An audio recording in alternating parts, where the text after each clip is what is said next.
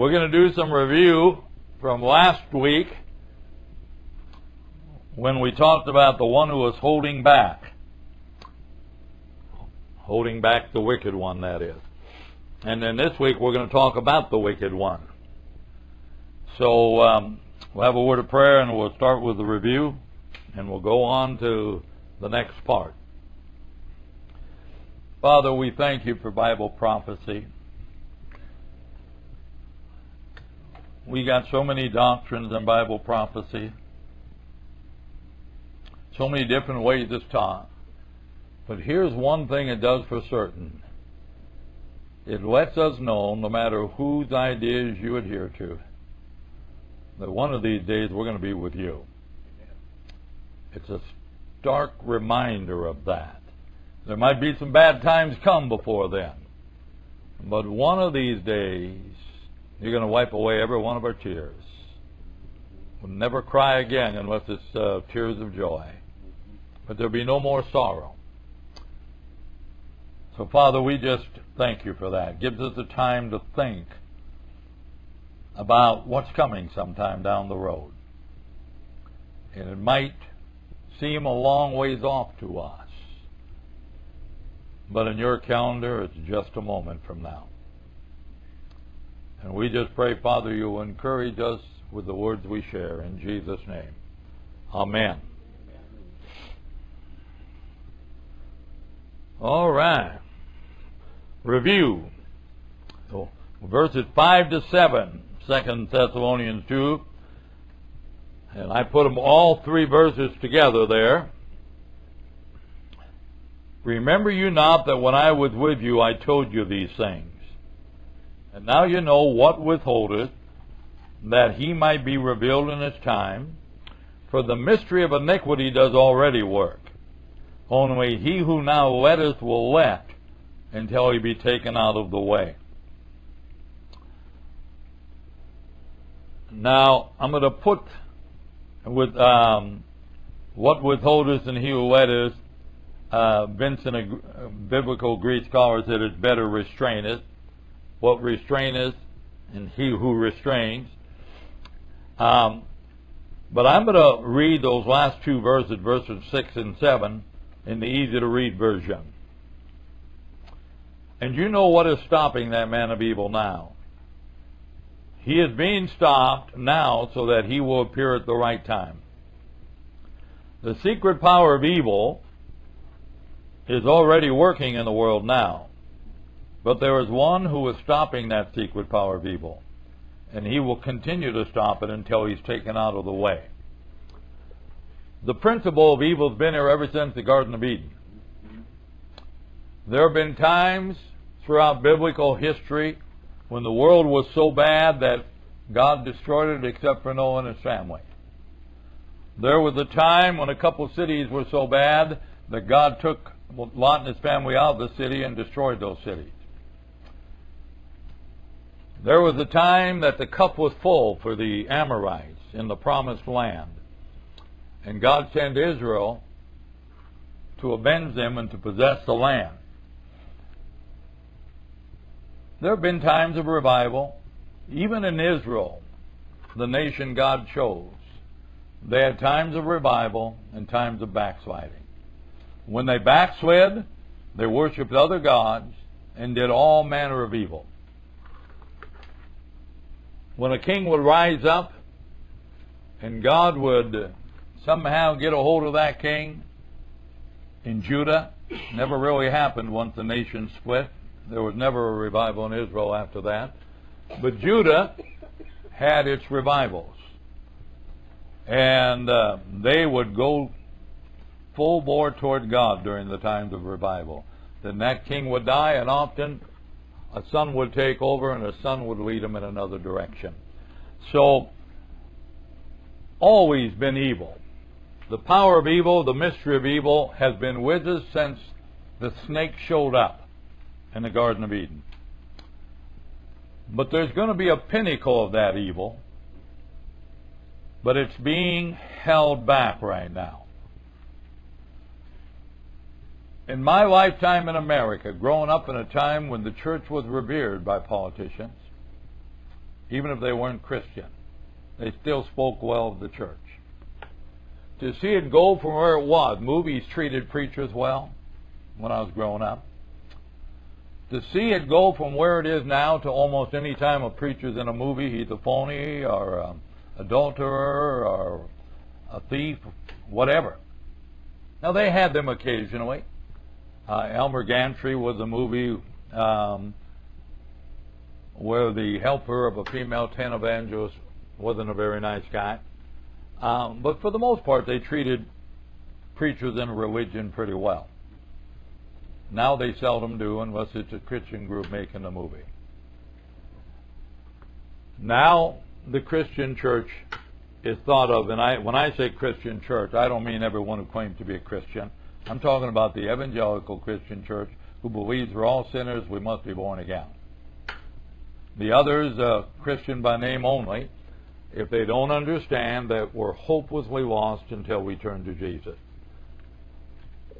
So whenever you hear me say the church, that's the church I'm talking about, the biblical church. And now we're considered the bad guy in America. So it appears to me that though there's always been evil, and even Israel had as many times of backsliding, and America is certainly in the midst of that, what's prophetically called falling away right now. And as a nation, we backslidden. As a nation, we don't care what the Bible says about morality.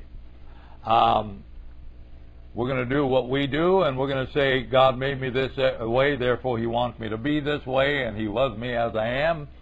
And we're going to make excuse for our conduct, think we're going to go to heaven when we die. The truth of God's Word is, we are all hopelessly lost until we come to Jesus, every one of us. Whether we're heterosexual or homosexual. Whether we're faithful to our mate or we're adulterous. Doesn't matter. We're all hopelessly bound to hell until we come to know Jesus. And so when we tell people they must be born again, they think we're being mean. Hey, we have to be born again. We have done nothing to earn heaven. We've received the gift of it. So the mystery of iniquity is running hog wild in America today. But there's still more that's being held back. At the right time, the man of sin will show up. And what do I mean by the right time? When it fits God's prophetical timetable. When God wants it to happen. Just like the fire and brimstone came along when God wanted it to happen. It rained in Noah's day when God wanted it to happen. God, too, will use the man of sin to finish the history of the world as we now know it. And He will show up at God's appointed time. And so in the meantime, God has placed something here to restrain that from happening early. There's something, even though the mystery of iniquity is already here, and it's been here since the garden, and it's been here in recent years in American abundance. But the man of sin isn't revealed yet. And what it tells us is the man of sin won't be revealed until something is removed. Now, again, I share, and I'm not going to take a lot of time on it because we did last time, Luke 17:26-30, when the Son of Man comes again, the situation will be like the time of Noah. People eating, drinking, etc. Verse 28, the situation will also be like the time of Lot. Again, people eating, drinking, buying, selling, planting, building. But on the day that Lot left Sodom, fire and sulfur rained from the sky and destroyed them all. The day when the Son of Man is revealed will be like that. So we absolutely stressed when we're looking at Bible prophecy. It doesn't matter that we can point to times like how God protected the Jews in the suburb of Egypt. Well, not Egypt. Egypt's a country.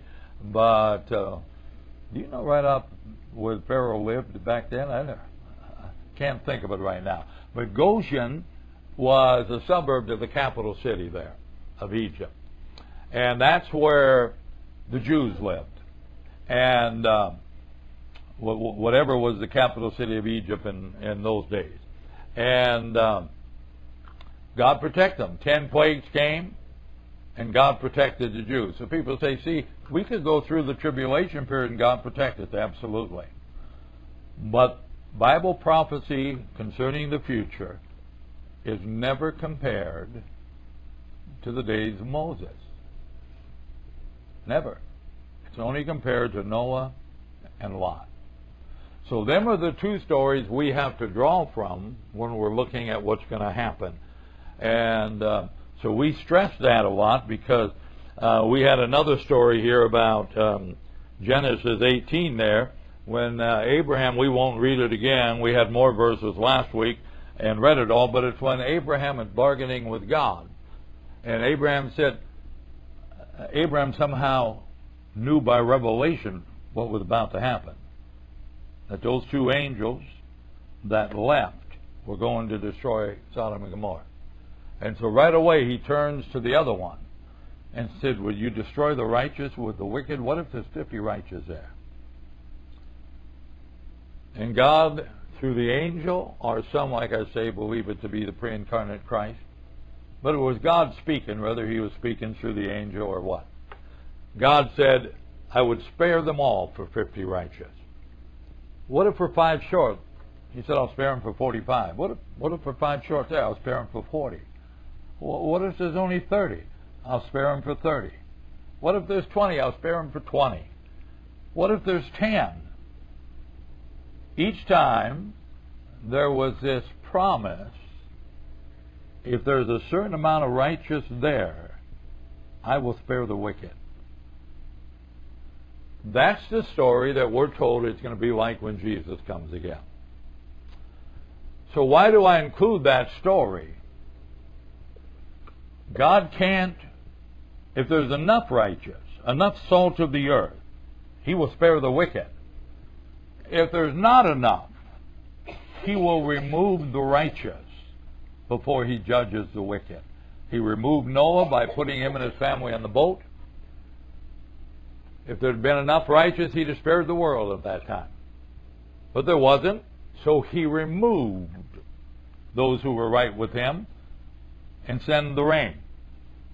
There wasn't 10 righteous in Sodom, so he removed the 4 and sent the fire and brimstone. That's how it's going to be, Jesus said, when the Son of Man comes. Before judgment comes, he's going to remove the righteous. To me, this is totally convincing. Now, obviously, I'm 100% convinced the church isn't going through the tribulation period. There are a lot of others who would give me their arguments. But just because of the two stories Jesus pointed our attention to, I am 100% sure that the church has to be removed. Then when you put that idea with the fact that there's one who's restraining now, and he will restrain until he's taken out of the way. Did you know that Paul wrote, Galatians, Ephesians,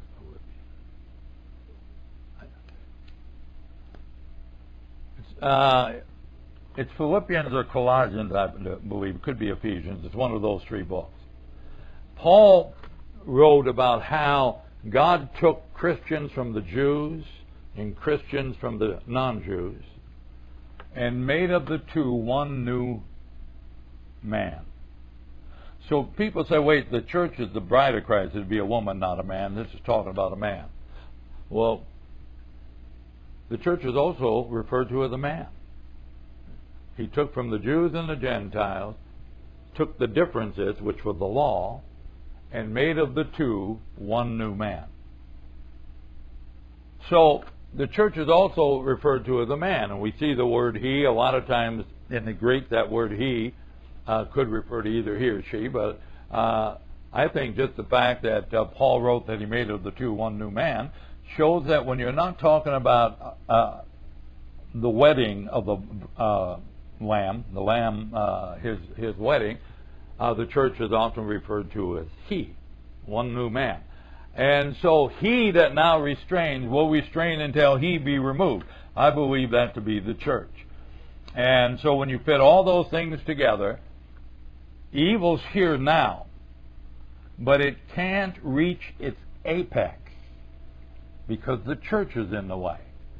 Why do you think there are people in the political world who fight the church so much, call religion stupid, want us all to believe only in nothing? Because the church is a problem. We believe there is a thing called morality. They don't like that. And so they know that we are restraining their ideology, their ideas, their plans. And so does the coming man of sin. He wants to get here and he wants to put his plan in motion. The iniquity is already here, but he's being held back. And he will be until he that is restraining is removed. And I believe that's you and I. All right, on to this week. The wicked one. 2 Thessalonians 8 to 10. Starting with verse 8. Let me reread verse 7 along with verse 8, because after doing a review, I don't want you to miss 7 because it goes with 8. So let me reread verse 7 from the review. For the mystery of iniquity does already work. Only he who now letteth will let until he be taken out of the way.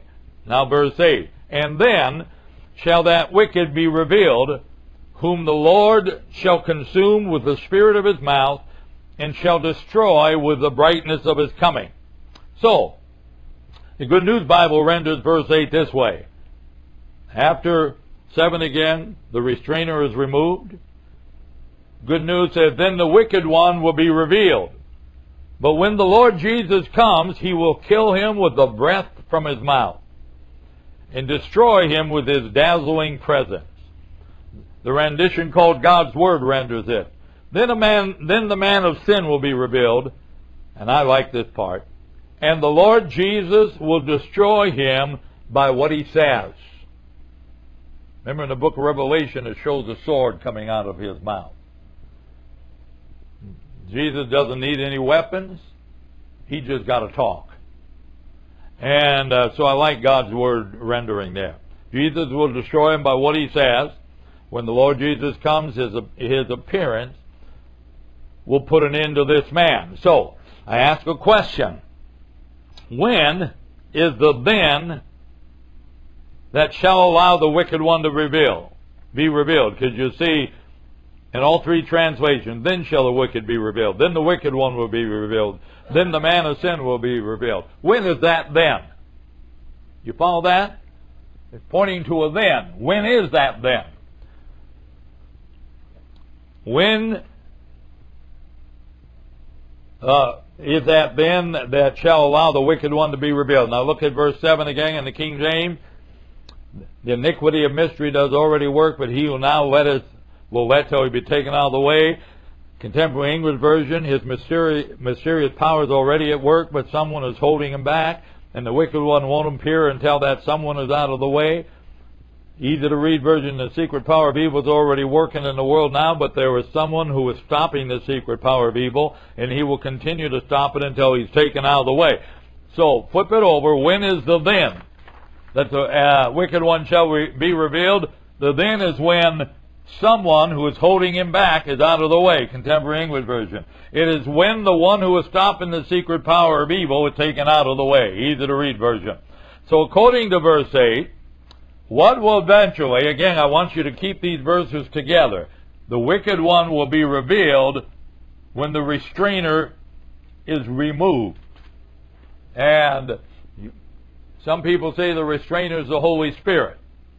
I argued last week the Holy Spirit cannot be removed and the church left behind, because that would break a promise God gave to us, that the Holy Spirit would never leave us nor forsake us.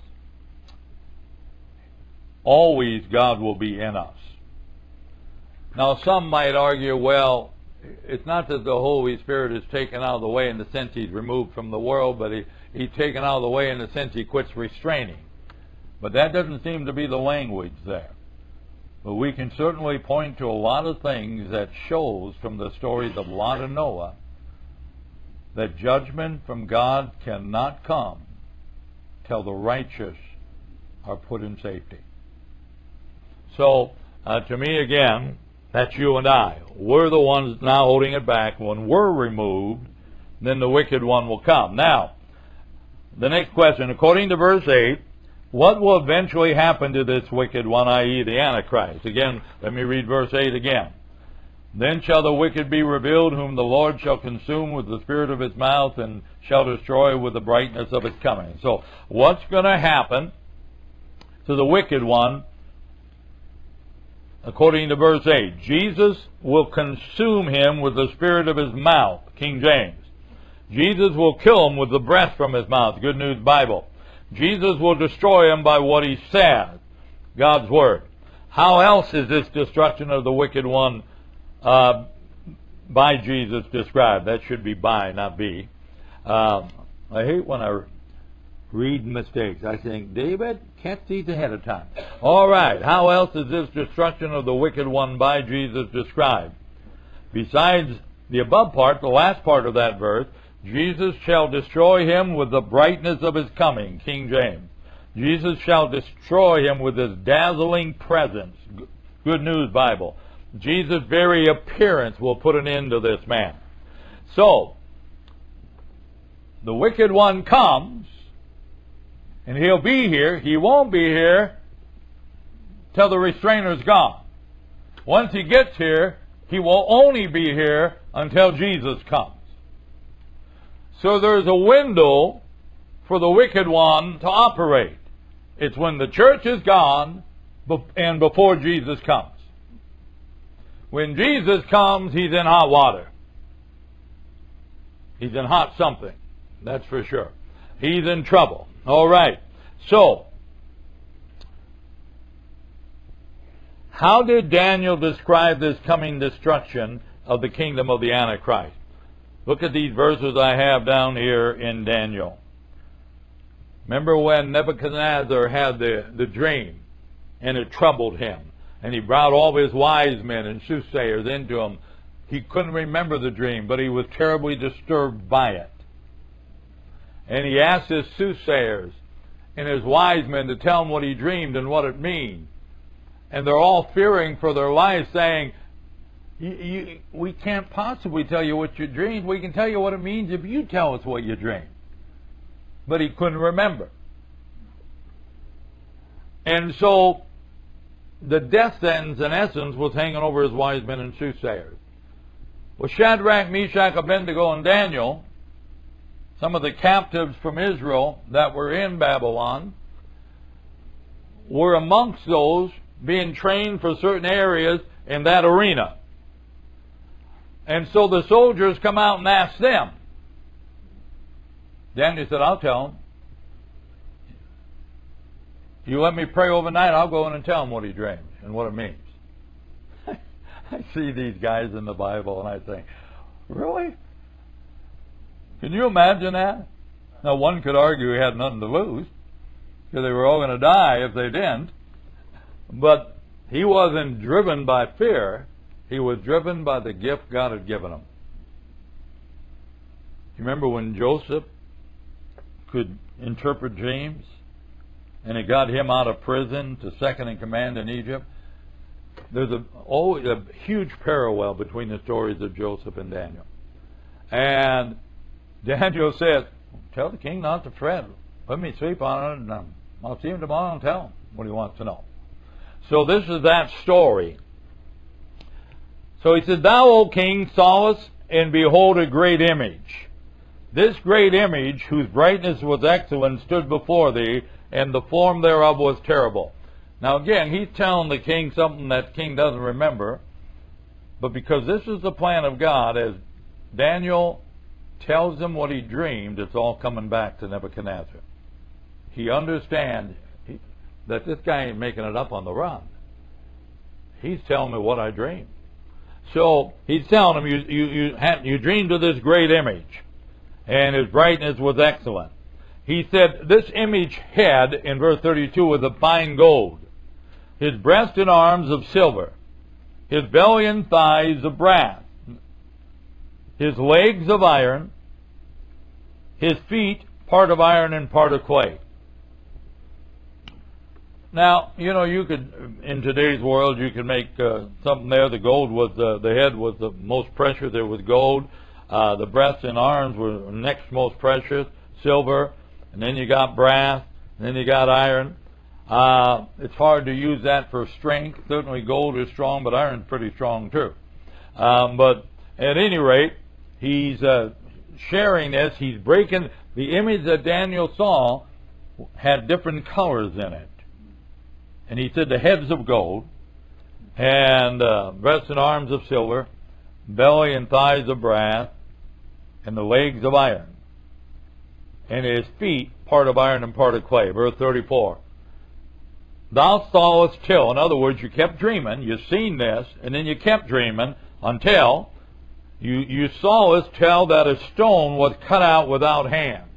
So as he's dreaming his dream, suddenly out of a mountain or something, with no hands, he sees a stone being cut out. And he said, thou sawest till that a stone was cut out without hands, which smote the image upon his feet that were of iron and clay, and brake them to pieces. Then was the iron, the clay, the brass, the silver, and the gold broken to pieces together. It became like the chaff of the summer threshing floors, and the wind carried them away, that no place was found for them. And the stone that smote the image became a great mountain, and filled the whole earth. And in the days, and then dropping down to verse 44, as he wrapped this up, and in the days of these kings shall the God of heaven set up a kingdom, which shall never be destroyed, and the kingdom shall not be left to other people, but it shall break in pieces and consume all these kingdoms, and it shall stand forever. So we're seeing in our story that the wicked one's going to come when the restrainer's gone. But he's only got that window of opportunity. He might think his time's longer. I'm finally here. But he's only got a prophetic window of opportunity to do his doings. And then Jesus is coming. And Jesus is that stone cut out without hands. It's a kingdom that's going to come that man does not ordain. And his kingdom's going to rise up to be a great mountain that's going to fill the whole earth. In other words, it's going to be the first and only worldwide kingdom. No man will ever destroy that kingdom. So that's what he says. This Jesus, this one that comes, he didn't call him Jesus, Daniel, but the one that who comes to set up a kingdom is going to destroy this kingdom system that you had a vision of. Now there were 5 parts to Nebuchadnezzar's vision. It started with his kingdom. Daniel explained that. You're the head of gold. And then it went on to the Medes and Persians. And then it went on to the Greeks. And then it went on to the Romans. And then it seemed to have ended. But it's not over yet. The feet of iron and clay are yet to come. And how many toes do 2 feet have? 10. And 10 is a big number involving this coming kingdom of the Antichrist throughout Revelation. So we see Daniel referring to the same thing. And it's going to come, and it's going to break to pieces the system that you're a part of. Now, Nebuchadnezzar is going to be dead for a very long time by that time. But the Antichrist, the wicked one, is going to be the final king of this 5-king system. Now remember, in the book of Revelation, we see 7-headed right down here, look at the answer. I said before Daniel, I said, how did Daniel describe this? The answer, the coming of Jesus will utterly destroy the fifth kingdom of Nebuchadnezzar's dream, which kingdom is the kingdom of the wicked one, or Antichrist. John the Revelator saw the kingdom of the wicked one as the seventh head of the seven-headed beast of the book of Revelation, Revelation 13:1. So the seven-headed beast has two more kingdoms because it started before Nebuchadnezzar. So we certainly know that the second head was Assyria. And many believe the first head was an earlier version of Babylon.